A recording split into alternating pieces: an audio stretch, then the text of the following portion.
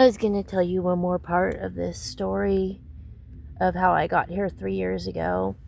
Was that they threw me in prison for a crime I didn't commit. Like I said, I majored in mass shooting and cleaning up mass shootings as a first responder. You go in, you're supposed to do CPR, and as quickly as possible clean up the scene and be a assessor and a diagnoser with SWAT and all that.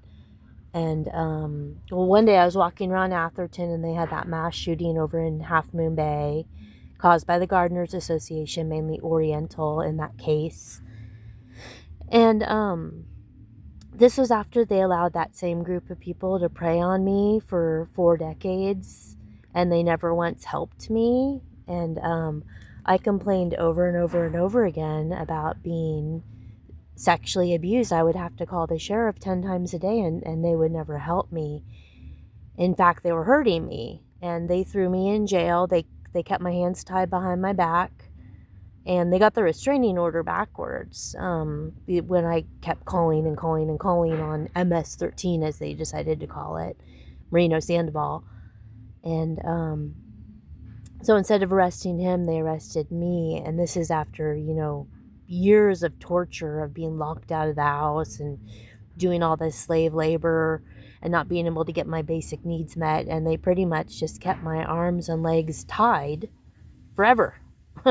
Forever. They do, I forget what they call that, 12 points of torture, terrorism against the person who majored in traction. And I'm sorry for saying that all the time, but nobody gets my point. They severely, severely abused me. And they never once had any respect for me for majoring in the same thing.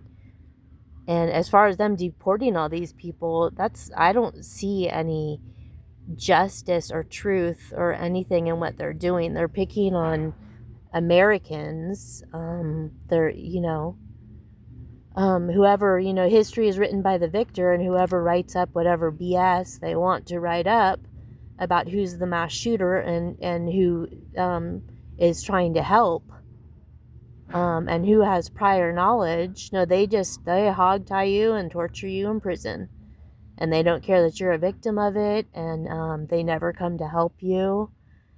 And it was terrible, just terrible for me to have to deal with these people that I feel are in violation of a restraining order, that I'm still scared of my life of these evil doctors, and that I had to run away without even a wallet to get here.